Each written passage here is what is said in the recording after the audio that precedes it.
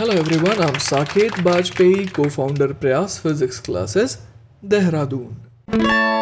Welcome students, let's have a look at this beautiful problem from Herodot. The question says, calculate the moment of inertia, and the first part is of a copper uniform disk relative to the symmetry axis perpendicular to the plane of the disk if its thickness is equal to b equal to 2 mm and its radius is capital R equal to 100 mm. The second part of the question is to calculate the moment of inertia of a uniform solid cone relative to its symmetry axis if the mass of the cone is equal to m and the radius of its base 2r. तो देखिए बच्चों, सवाल के पहले part में हमसे क्या कहा गया है? To calculate the moment of inertia of a copper uniform disc. तो ये है हमारी डिस्क और यहाँ पर जिस एक्सिस के अबाउट पूछा गया है वो ये है symmetric axis perpendicular to the plane of the disc. Clear है बात? तो अगर ये डिस्क मैंने बनाई है हॉरिजॉन्टल प्लेन में तो ये एक्सिस है वर्टिकल और ये किससे पास कर रही है? Through the centre of mass. और इसकी रेडियस हमें दे रखी है कितनी? रेडियस आर दे रखी है और थिकनेस इसकी दे रखी है बी के बराबर। राइट, तो देखिए बच्चों, इस सवाल को सॉल्व करने के लिए मैं क्या करूंगा, मैं सबसे पहले यहाँ पर इस तरीके से इसका टॉप व्यू बना देता हूँ। ठीक है, तो अब मैं क्या करने वाला हूँ, मैं किसी स्मॉल आर दूरी पर जाने वाला हूँ। ठीक है, इस तरीके से मैं किसी स्मॉल आर दूरी पर जाऊंगा और वहां से मैं कितना आगे जाऊंगा? वहां से मैं फर्दर आगे जाऊंगा डी आर। आइए देखते हैं कुछ इस तरीके से। मैं आर तक गया था और वहां से मैं फर्दर आगे जाऊंगा डी आर। ठीक है, आर और ये थिकनेस हो गई डी आर। तो अब ये जो रिंग हमारे को मिला है इसकी क्या खासियत है बच्चों? तो हम लोग यहाँ पर समझ पा रहे हैं कि इसकी ये खासियत है कि इसका हर एक एलिमेंट जो है ना, वो एक्सिस से आर दूरी पर है ना, स्मॉल आर दूरी पर है। क्लियर है ये बात? तो ये जो एक्सिस अगर मैं इसे दिखाना चाहूँ मैं उसे यहां दिखाऊंगा इस तरीके से, है ना। ये जो एक्सिस है ये कैसी है? ये नीचे वाले डायग्राम है ना, इस वाले डायग्राम में हम लोग समझ पा रहे हैं कि ये डॉट से डिनोट होगा, that is perpendicular to the plane of the screen. Right, देखिए बच्चों, यहां पर हम लोग कह सकते हैं कि अगर pi into capital R square ये टोटल एरिया हो गया इंटू जो डेप्थ है दैट इज बी, है ना। इतने वॉल्यूम का मास अगर मैं इमेजिन कर रहा हूं एम, तो यहां पर हम लोग समझ सकते हैं कि जो शेडेड रीजन है ना, ये जो मैंने शेड कर रखा है इस पतली सी रिंग को, है ना, इसका वॉल्यूम कितना हो जाएगा? तो इसका एरिया है 2 pi are into D R और इसकी भी अगेन सेम विड्थ है दैट इज बी। इसका मास जो है वो कितना हो जाएगा? यूनिटरी मेथड से निकाल सकते हैं और उसे मैं कह दूंगा डीएम। ठीक है, क्लियरली हम लोग देख पा रहे हैं डीएम की वैल्यू कितनी आ जाएगी? M upon pi R square into 2 pi R D R. मेरा डी से भी कट गया। राइट, तो अब देखिए बच्चों, इस रिंग के लिए है ना, इस रिंग के लिए हम लोग क्या कहेंगे? जो moment of inertia D I आएगा वो कितना आ जाएगा? वो आ जाएगा simply DM into R square, क्योंकि इस रिंग का हर एक एलिमेंट जो है वो इस एक्सिस से स्मॉल आर दूरी पर ही है। तो डी आई बराबर कितना आ गया? एम, ये पाई से पाई यहाँ कट गया तो ये हो गया M upon R square into 2 R D R into R square. तो देखिए बच्चों, हमारे पास जो डी आई है वो कितना आ गया? M upon R square 2 R cube D R. ठीक है, बट हमें तो ऐसे इनफाइनाइट रिंग कवर करके ये डिस्क कवर करनी है, तो मैं इसे इंटीग्रेट कर दूंगा। Small R will vary from 0 to capital R. ठीक है, तो ये देखिए कितना आ जाएगा? 2m upon R square, small R cube का इंटीग्रेशन हो जाएगा r⁴/4 और लिमिट हमें भरनी है 0 से कैपिटल आर तक। तो ये देखिए कितना आ जाएगा? ये सिंपली आ जाएगा एम आर स्क्वायर अपॉन, और यही हो गया हमारे पहले पार्ट का answer.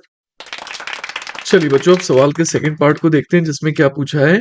To find the moment of inertia of a uniform solid cone relative to its symmetry axis, है ना, और मास एम दिया है, रेडियस बेस का हमें कैपिटल आर दे रखा है।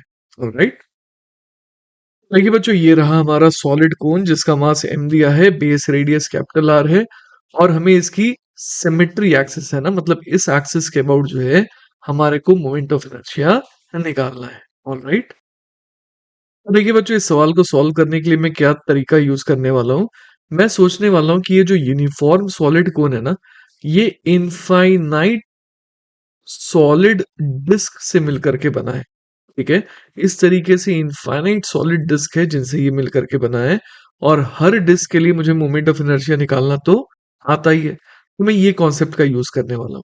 ठीक है, मान लेते हैं बच्चों कि इस सॉलिड कोन की हाइट जो दी हुई है वो कैपिटल एच दी हुई है और मैं एक काम करता हूँ, मैं किसी वाई डेप्थ पे जाता हूँ।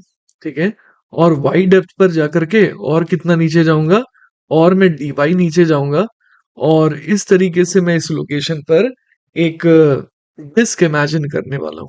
ठीक है, और इस डिस्क के लिए रेडियस जो है मैं मान लेता हूँ स्मॉल आर और इस एंगल को, मैं ऊपर वाले एंगल को, यहाँ पर जो हाफ एंगल है इसे मैं थीटा बोल देता हूँ। ठीक है, जो अगर मैं इस डिस्क की बात करूं है ना, तो इस डिस्क के लिए मैं मोमेंट ऑफ इनर्शिया कितना बोल सकता हूँ, dm into R square upon two. अभी अभी हमने ये फॉर्मूला देखा था। ठीक है, तो मास मैंने कितना रख दिया इस डिस्क का, dm रख दिया। ठीक है? तो di बराबर आ गया dm R square by two. लेकिन अब ये dm कैसे निकालें ये हमें सोचना पड़ेगा और स्मॉल आर भी तो यहाँ पर वेरिएबल है। तो देखिए बच्चों, मैं एक काम करता हूँ, मैं यहाँ पर यूज करता हूँ mass per unit volume, that is rho का।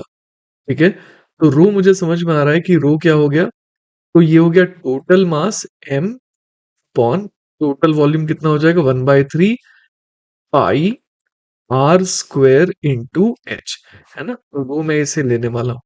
ठीक है, तो अगर मैं डिस्क का मास निकालना चाह रहा हूँ dm, तो वो कितना हो जाएगा, डेंसिटी इंटू डिस्क का वॉल्यूम।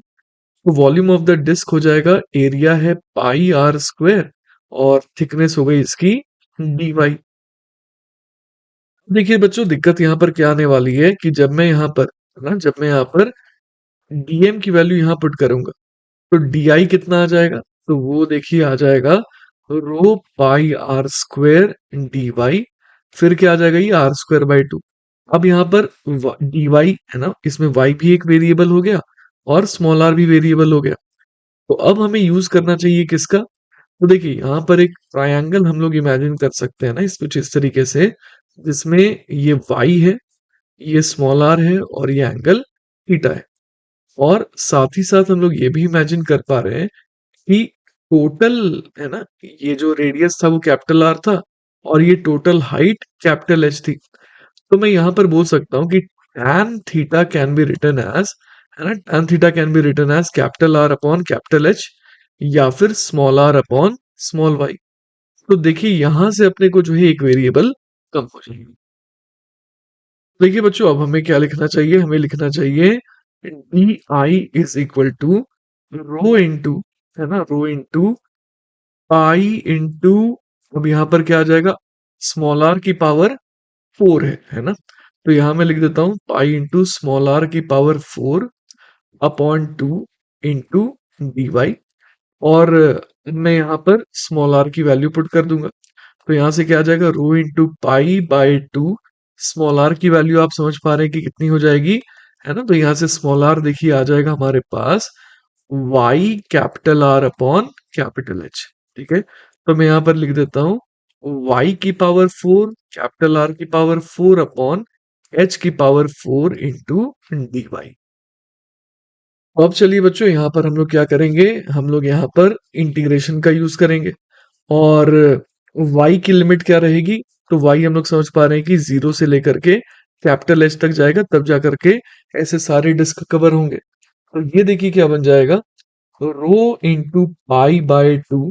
ठीक है, कैपिटल आर की पावर 4 अपॉन कैपिटल एच की पावर 4 और y की पावर 4, है ना, y की पावर 4 का इंटीग्रेशन क्या हो जाएगा, तो वो हो जाएगा y की पावर 5 अपॉन 5 और इसमें लिमिट क्या पुट करनी है, 0 से लेकर के h तक।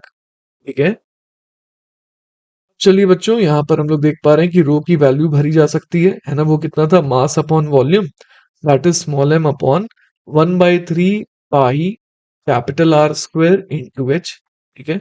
फिर क्या आएगा, पाई बाय 2 आर की पावर 4 अपॉन एच की पावर 4, और इधर आ जाएगा लिमिट पुट करने के बाद एच की पावर 5 अपॉन 5, ठीक है।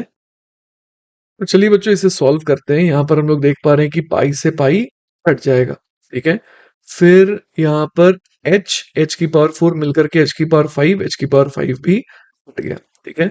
और हमारे पास क्या आ जाएगा, आई इज इक्वल टू आ जाएगा 3, और नीचे क्या आ गया, 5 और 2 10 है ना, तो 3/10, ठीक है।